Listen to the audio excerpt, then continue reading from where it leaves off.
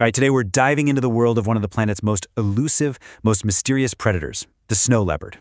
It's this incredible animal that kind of exists at a crossroads between myth, some pretty stark reality, and this fragile coexistence with humanity. And that whole story really kicks off with a piece of folklore that is, well, it's fascinating and frankly a little disturbing. So you've got this one animal with two completely different reputations. On one hand, it's revered in some stories as this sacred spirit, a true master of the mountains. But on the other hand, in local folklore, it's seen as something much, much darker. And this contrast, it's really at the heart of everything we're going to talk about. Just listen to that. This is a belief that was actually recorded during years of fieldwork in the Indian Himalayas.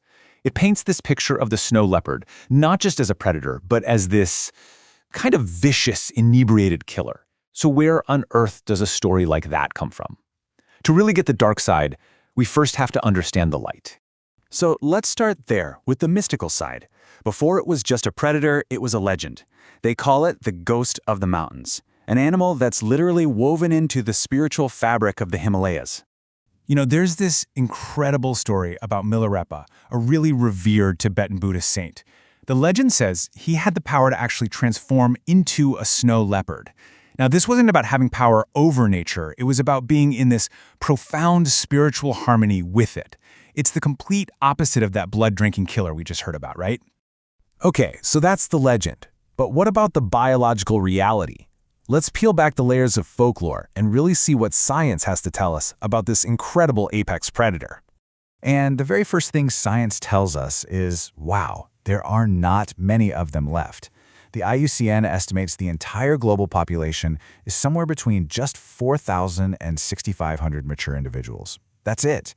And that tiny number is exactly why they're classified as vulnerable and why every single one is just so precious. And you got to understand where they live. We're talking about one of the most extreme environments you can possibly imagine. Snow leopards can be found at elevations up to 6,000 meters. That's nearly 20,000 feet up.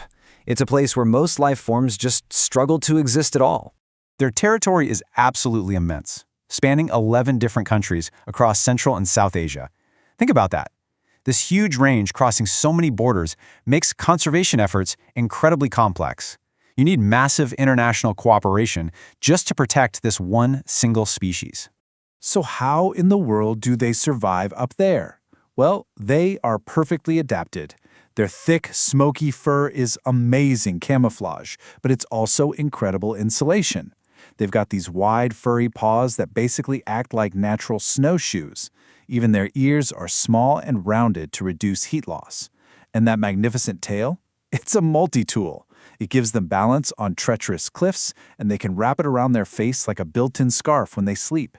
But here's the thing. The snow leopard's world is not empty. It overlaps with human territory, and that's where the story starts to get really complicated. This is where we see a direct and often a really dangerous conflict. So naturally, snow leopards are hunting wild animals like ibex and blue sheep. But as their habitat shrinks and the populations of their natural prey decline, the cats are forced to turn to another food source, domestic livestock. And for the local herders, this isn't just some small inconvenience, it's a direct threat to their entire livelihood. And this brings us right back to that startling myth. See, the local belief is that the leopard kills differently when it's livestock. They say it kills multiple animals, but only drinks their blood. Now, biologists think this might come from messy kills inside a livestock pen, where a leopard might attack several animals before getting scared off, not having time to actually eat. So in a way, this dark folklore isn't just a story, it's a powerful metaphor for the very real economic threat these cats pose.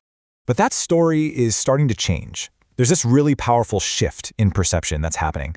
The animal that was once seen as a pest is slowly but surely becoming a prize. And it's all thanks to the rise of ecotourism.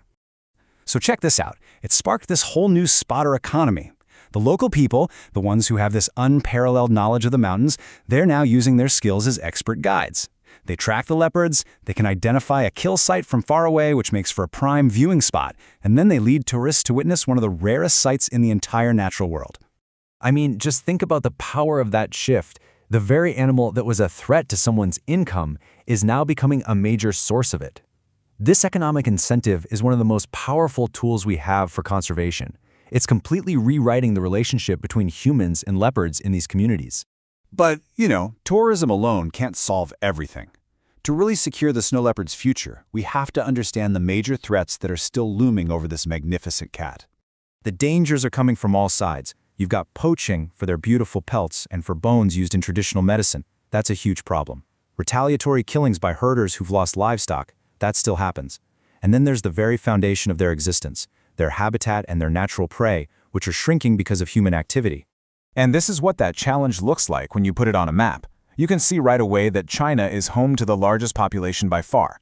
But then look at a country like Russia, estimated to have fewer than 100 individuals.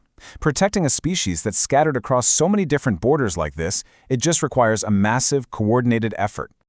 The good news is there is a global effort underway. They're listed on Appendix I of CITES, which bans all international commercial trade. They're legally protected in all 11 of their home countries. And crucially, back in 2013, the Global Snow Leopard Forum brought all of these nations together to pledge their commitment to the cat's survival. And that really brings us to our final question. The fate of the snow leopard is tied to ours.